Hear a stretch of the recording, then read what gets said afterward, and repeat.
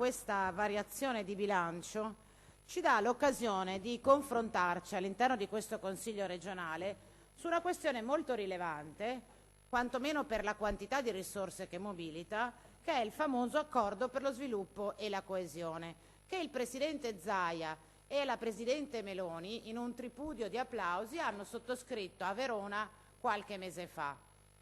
Dico che è opportuno parlarne perché in quell'occasione, appunto tra gli applausi, Zaia e Meloni hanno tentato di far passare il messaggio rispetto a questo accordo che non corrisponde alla realtà. Allora questa è anche l'occasione per dire di cosa stiamo parlando. Con la firma di quell'accordo non arriva alla Regione del Veneto un euro in più di quello che sarebbe già arrivato in base alla programmazione europea. Quell'accordo segna invece un cambio di modalità di utilizzo delle risorse comunitarie che questo governo ha scelto di mettere in campo, contrattando non con qualche difficoltà questa nuova modalità con la Commissione europea. Quindi, punto primo, ricordiamoci che quando Zaia e Meloni hanno spiegato che al Veneto arrivavano 600 milioni in più, non hanno detto tutta la verità. Quei 600 milioni sarebbero arrivati comunque, ma attraverso una modalità diversa di gestione. E questi accordi che la Meloni ha fatto col Veneto, con l'Emilia Romagna, con la Toscana, con la Liguria, con la Campania, con la Puglia, con la Calabria, sono semplicemente lo strumento diverso che sostituisce gli antichi piani di sviluppo e coesione. Quindi stessi soldi, strumento diverso. Quasi tutte le regioni, mi pare 17 regioni, hanno sottoscritto questo accordo. Lo dico per evitare di pensare che la Meloni è venuta in Veneto e ci ha dato i soldi. La Meloni ha dato i soldi al Veneto, alla Calabria, alla Campania, alla Puglia, all'Emilia Romagna, quelli che doveva dare. Calcolando che stiamo parlando, la Campania no, infatti stanno litigando, e poi cercheremo di capire perché la Campania no, Assessore Calzavara. Calcolando che stiamo parlando di risorse, il Fondo Sviluppo e Coesione, che l'Unione Europea destina agli Stati membri con l'obiettivo, con la finalità, questa è la ragione per cui ci arrivano in Veneto e nelle altre 17 regioni le risorse, di investire sulla coesione e lo sviluppo dei territori. Cioè l'Unione Europea chiede agli Stati membri, attraverso i 32 miliardi che dà all'Italia, su questo poi tornerò, chiede agli Stati membri di investire su quei progetti che aiutano i paesi a ridurre le distanze, le differenze in termini di coesione sociale e di sviluppo territoriale tra paesi e all'interno del medesimo paese, tanto che i fondi dello sviluppo e della coesione sono fondi nazionali, non assegnati alle regioni dall'Unione Europea, ma agli Stati, ai governi, e per l'80% vanno destinati al Sud in Italia, perché ovviamente sono fondi che dovrebbero essere finalizzati a far aumentare ovviamente la qualità della vita e a ridurre il divario territoriale per quanto riguarda l'Italia tra nord e sud, cioè tra due aree del paese che, pur appartenendo al medesimo Stato, in base agli indicatori della Commissione europea, procedono a velocità diverse. Ora 32,4 miliardi dal Fondo Sviluppo e Coesione, 32 miliardi, e lo dico in una fase in cui siamo tutti impegnati in una campagna elettorale per le elezioni europee, e dovrebbe essere una cifra che ci fa riflettere su quanto è importante l'Europa per i Paesi membri e anche per l'Italia, 32 miliardi che significano per il Veneto 600 milioni. 600 milioni su 32 miliardi. E già questo è un primo argomento, un primo elemento. Allora, dov'è la differenza tra prima? Mentre prima i governi precedenti, con uno sforzo rilevante, decidevano, organizzavano, pianificavano la messa a terra del Fondo Sviluppo e Coesione, tenendo la regia a livello nazionale, perché dovevano interpretare appunto il mandato che la Unione Europea dava agli Stati membri di governare centralmente la messa a terra di queste risorse, perché centrale e unitario era l'obiettivo che ci davamo, l'avanzamento del Paese nel suo complesso e l'incremento delle politiche di coesione, cioè di riduzione delle distanze tra regioni, il governo Meloni decide uno schema diverso di gioco, che devo dire si giustifica anche nella difficoltà che il governo centrale aveva e ha di realizzare interventi nelle regioni, perché ovviamente più si avvicina il centro decisionale al luogo in cui si realizza il progetto, più è facile governare la progettazione, la pianificazione e la realizzazione. Quindi il governo Meloni cosa fa? Anziché migliorare la sua capacità di implementare sul territorio la realizzazione degli interventi, dice: ma io perché mi devo prendere lo sbatti di stare lì a seguire i progetti? Lo faccio fare direttamente alle regioni. Tant'è che la Commissione europea non era d'accordo con il ministro Fitto su questo impianto, perché era preoccupata del fatto che, delegando alle regioni la gestione di risorse nazionali, si perdesse quella lettura complessiva e di sistema che invece i fondi per le politiche di sviluppo e coesione dovrebbero garantire. Diciamo che il compromesso che hanno raggiunto è questi accordi tra governo e regioni, in cui il governo stanzia la cifra, in cui il governo si impegna a verificare e controllare che le cose procedano in un certo modo, ma delega una quota rilevante della decisione alle regioni. Sul punto faccio alcune veloci considerazioni.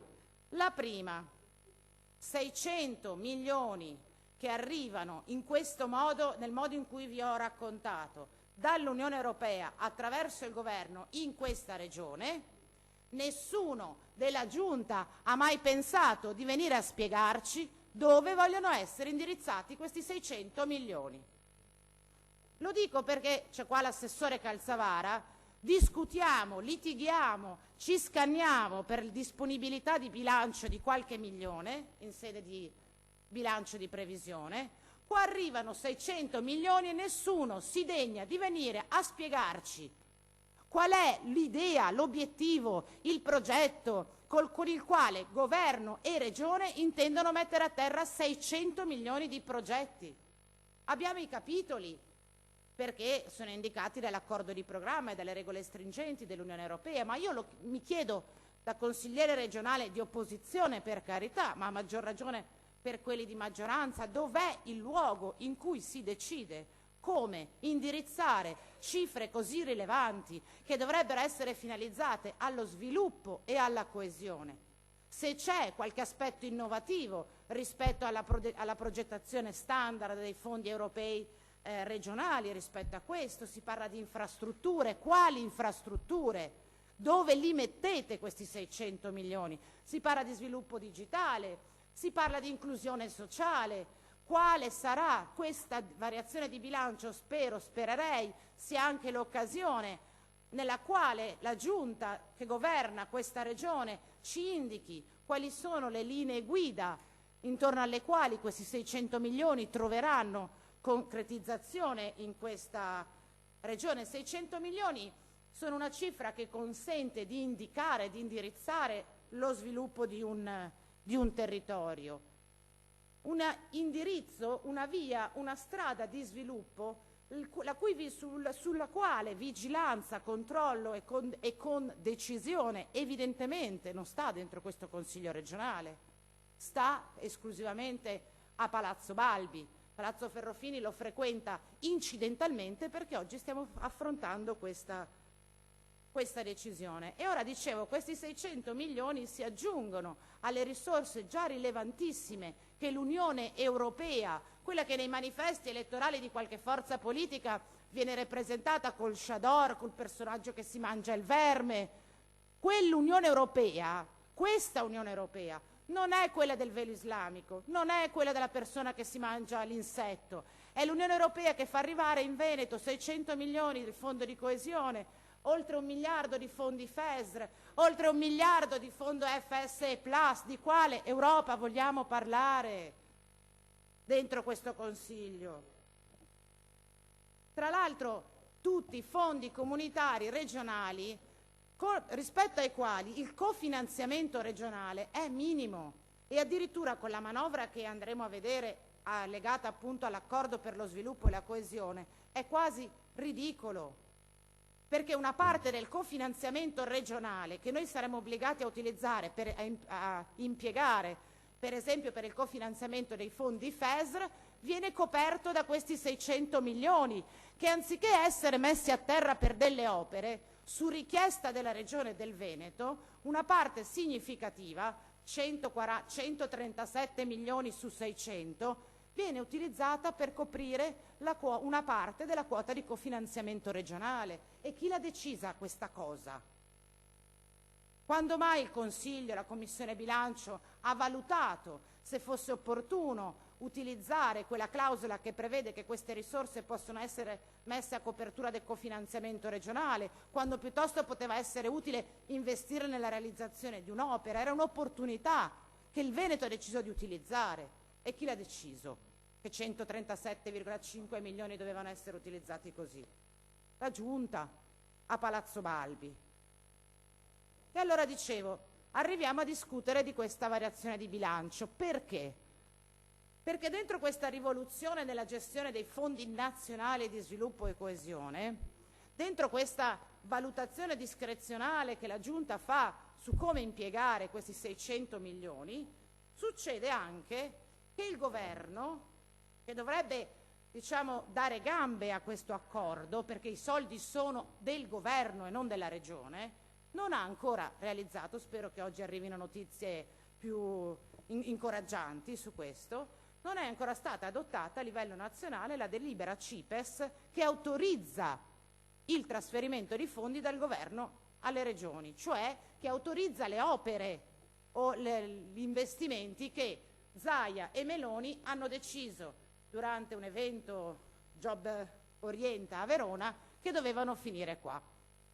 E sul punto, guardate, faccio mie le parole dei funzionari della Giunta dette in commissione, è un fatto grave che dopo che ti sei inventato un sistema nuovo, dopo che, Ministro Fitto, hai litigato con la Commissione europea per questo nuovo schema di utilizzo delle risorse europee, dopo che ti sei preso l'onere di stipulare 17 accordi per lo sviluppo e la coesione con tutte le regioni italiane non possono partire perché il CIPES non ha fatto le delibere che sbloccano sostanzialmente l'arrivo di questi fondi. E nella nostra regione questo fatto impatta per ben 14 milioni. Stiamo parlando di 14 milioni sui 600 dell'accordo con il governo, sui 32 miliardi dei fondi di coesione. Noi siamo qua in panico per 14 milioni. Perché dico in panico? Perché questi 14 milioni che noi dovremmo anticipare nel cofinanziamento regionale, in attesa che si realizzi la delibera CIPES che dia le gambe a quell'accordo che in pompa magna a novembre a Verona Zaia e Meloni ci hanno raccontato all'opinione pubblica, noi non sappiamo dove trovarli. Dentro il bilancio della Regione del Veneto noi non sappiamo dove tirare fuori 14 milioni. Un bilancio da 17 miliardi della regione più ricca, più importante, più produttiva dell'Italia, non ha una disponibilità finanziaria, neanche di cassa, di 14 milioni. Farò alcune considerazioni su questo punto, però mi vorrei soffermare su come facciamo a risolvere questo problema. Cioè che ci servono i 14 milioni per poter continuare con i bandi, per poter continuare con la programmazione europea che gli uffici hanno messo in campo, e non abbiamo 14 milioni da anticipare. Cosa ci inventiamo? Ci inventiamo sostanzialmente 4 cose. La prima è spostare un po' di fondi che cofinanziavano progetti sull'FSE Plus, siccome non ci servono subito, ce li facciamo prestare, 2 milioni ce li facciamo prestare dall'FSE Plus, 1,5 milioni lo risparmiamo andando a fare le verifiche sugli interessi passivi dei mutui, che è un'operazione, assessore Calzavara, che ordinariamente facciamo con la variazione di assestamento, cioè quando per legge dobbiamo andare a pulire, diciamo così, le poste che avevamo messo nel bilancio di previsione. È una manovra di natura strettamente finanziaria, legittima, ma che dà molto il segnale della canna del gas. Ci siamo accorti che abbiamo fatto meno mutui del previsto, perché questa è una regione che continua a non andare a mutuo. Abbiamo fatto un controllo sui tassi, abbiamo recuperato un altro 1,5 milioni. 3,5 milioni li recuperiamo ipotizzando di dover conferire alla finanza pubblica nazionale un contributo minore di quello ipotizzato in sede di bilancio di previsione, prima ancora che venga fatto il decreto di riparto. Anche qua, ricordiamo cos'è accaduto. Con la legge di bilancio 2024 il governo Meloni, vicino agli enti locali, alle regioni, ai cittadini, siccome, a proposito di canna del gas, c'è qualche problemino di bilancio nazionale, non sapendo dove andare a prendere i soldi, avendo già ucciso la povera gente azzerando il fondo affitti, avendo tagliato qualsiasi spesa sociale possibile e immaginabile, avendo tagliato opzione donna, cioè diciamo avendo già messo in campo tutte le cose peggiori che ci si poteva aspettare da un governo che nasce come governo attento al sociale, mancano ancora soldi e cosa si inventa il governo Meloni? Di andare a chiedere 350 milioni alle regioni di tagli. Care regioni, ridateci 350 milioni indietro, tant'è che in sede di bilancio di previsione l'assessore Calzavara ha espresso molta preoccupazione rispetto a questa manovra, perché come sempre quando non si sa dove tagliare si taglia lontano dalle proprie responsabilità, regioni, comuni, cavoli dei sindaci o degli assessori al bilancio delle regioni. E noi avevamo messo a bilancio questo sacrificio, 350 milioni nazionale, circa 28 milioni, vado a memoria, per la regione del Veneto. Giustamente l'assessore al bilancio, nel bilancio di previsione, mette a bilancio questo taglio. Poi con la legge mille proroghe, qualche settimana, un paio di mesi dopo, la legge di bilancio, su forte pressione degli enti locali e delle regioni, quel taglio solo per il 2024 viene leggermente ridotto. Viene ridotto di 45 milioni su scala nazionale. Quindi anziché 350 diventano 305. È fisiologico che proporzionalmente si riduca il trasferimento che le regioni dovranno fare allo Stato entro maggio per questo taglio. Ma noi come bilancio della Regione del Veneto non aspettiamo che il Presidente del Consiglio faccia il decreto che indica il riparto regione per regione di questo taglio. Siccome abbiamo bisogno di soldi e non sappiamo appunto a che santo invocare, ipotizziamo che siccome il taglio nazionale da 350 passa a 305, almeno 3 miliardi e mezzo in meno alla Regione del Veneto potrebbero essere chiesti. Quindi in attesa del decreto di riparto, in attesa dell'accordo interregionale che prevedeva e che prevede la legge di bilancio, pur di raccattare qualche soldo, tagliamo di 3 milioni e mezzo questa ipotesi di trasferimento.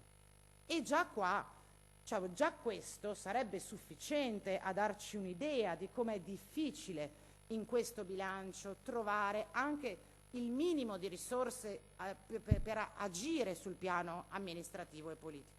Ma siccome ci mancano altri 7 milioni e mezzo e siccome il fondo del barile l'abbiamo grattato dove si poteva grattare, cosa ci siamo inventati? Ci siamo inventati una fattispecie che per chi si occupa di bilancio tecnicamente non esiste. Non esiste. Il concetto di una variazione temporanea non è applicabile alle teorie di bilancio, perché nel momento in cui un numero si sposta da qua a là, nel bilancio non c'è alcun modo di evidenziare la temporaneità di questa manovra, se non l'impegno di dire vabbè, appena posso li rimetto. Ma perché dico che è un precedente grave? Per due ragioni. La prima, c'è una legge della Regione del Veneto che obbliga la Regione a stanziare delle risorse per garanzia di eventuali deficit, disavanzi dei giochi olimpici e paraolimpici. Una legge, se non sbaglio, del 2019 che dice: per fare le Olimpiadi la Regione del Veneto deve mettere 21, non mi ricordo, vado a memoria, 14 più 5, 19, 20 milioni a garanzia. Ce lo ricordiamo perché è da 2 anni che il presidente Zaia ci viene a dire in quest'Aula che non è giusto che sia la Regione a dover fare la garanzia per i Giochi Olimpici. Chiederò al governo che la Regione sia sollevata dall'obbligo della garanzia, perché deve essere lo Stato a garantire il deficit. Ma presidente Zaia, quando è che arriverà questo via libera a togliere la garanzia? Sta arrivando, ho già fatto l'accordo, è già deciso. Non è mai arrivato quella via libera a togliere la garanzia. E quindi, a che me risulti, l'obbligo della Regione del Veneto ad avere un fondo a garanzia dei Giochi Olimpici e Paraolimpici su una proposta che avete fatto voi, non noi. Noi già allora avevamo detto è assurdo che sia la Regione del Veneto a fare da garanzia, ma ce l'avete detto voi che bisognava fare così. Ce l'avete detto voi che il governo Meloni ve l'avrebbe tolto l'obbligo alla garanzia. Il risultato è che abbiamo l'obbligo alla garanzia e il governo Meloni non ha tolto niente. E allora noi oggi cosa facciamo? Togliamo temporaneamente, in attesa che il governo dica al CIPES di fare la delibera che ci liberi i soldi, 14 milioni, togliamo temporaneamente risorse da quell'accantonamento, in contrasto con quanto prevede una legge in vigore della Regione del Veneto. Io non lo so se per le variazioni di bilancio siano previsti i pareri dei collegi dei revisori, della Corte dei Conti, credo di no, ma una domandina sarebbe da farla ai revisori dei conti e alla Corte dei Conti, che monitorano l'attendibilità del bilancio della Regione del Veneto. Mi appello dall'Aula alla Corte dei Conti e al Collegio dei Revisori di guardare dentro questa manovra, perché se c'è una legge che ci obbliga ad avere quell'accantonamento, noi siamo obbligati a garantirlo quell'accantonamento, e non c'è nessuna regola contabile che ammetta deroghe a questo principio indiscutibile. Se no è inutile che facciamo le leggi, no? Se no fate un po' come volete, come a casa, no? Quando hai il salvadanaio per l'università dei bambini e dice prendo un attimo 1.000 euro che mi servono per riparare la macchina. Il bilancio della Regione del Veneto non è il salvadanaio dell'università dei figli e deve attenersi a delle regole rigide che dovrebbero essere verificate dal Collegio dei Revisori dei Conti e dalla Corte dei Conti. E quindi ci inventiamo questo temporaneamente. È un precedente, perché io non vedo l'ora di avere il prossimo bilancio di previsione e di fare tutti gli emendamenti che mi vengono in mente, prendendo risorse temporaneamente da alcuni capitoli di spesa che sono bloccati perché ci sono delle leggi regionali che ci obbligano. Qualsiasi capitolo di spesa del bilancio della Regione a questo punto è temporaneamente nelle disponibilità delle necessità dei consiglieri. È un precedente pericoloso, a mio giudizio segna anche una gestione discutibile della finanza pubblica e sicuramente un'interpretazione ambigua delle leggi di bilancio. Chiudo con l'ultima considerazione più generale. Guardate che abbiamo un bilancio regionale, lo dico penso da 2 anni a questa parte, l'assessore Calzavara me lo riconoscerà, totalmente ingessato. Noi siamo una regione che è nei fatti, nella sostanza, incapace di affrontare qualsiasi tipo di emergenza ed urgenza ci dovesse capitare. Noi non siamo in grado, io ho cercato di dimostrare perché, di trovare dentro il bilancio della nostra regione le risorse necessarie per affrontare qualsiasi emergenza. Perché questa modalità di recupero delle risorse che vi ho detto, gli interessi passivi, il temporaneamente, i trasferimenti ipotetici al governo, sono tutte modalità messe in campo per 14 milioni di euro, cioè una cifra irrisoria, ridicola, per un'emergenza che temporanea auspichiamo, perché non abbiamo elementi per pensare che la delibera CIPES non verrà approvata. Cioè noi siamo una regione che nel bilancio non sa dove trovare 14 milioni.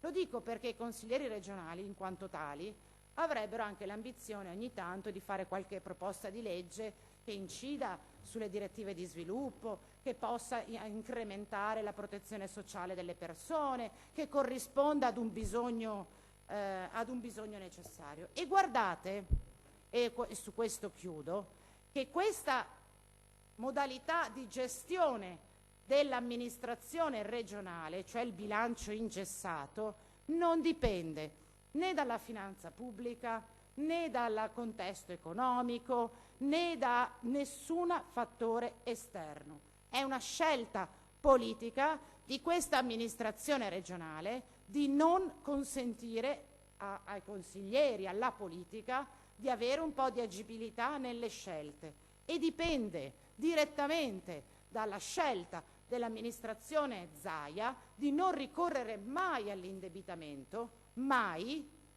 Da quando io sono consigliere regionale ricordo forse due ricorsi ai mutui, uno per l'ospedale di Padova tra qualche anno e l'altra per le opere olimpiche. Non siamo mai andate a mutuo per fare nulla e abbiamo invece sempre scelto di utilizzare entrate correnti che dovrebbero essere utilizzate per delle spese in conto corrente se ci sono le necessità, per pagare investimenti in conto capitale.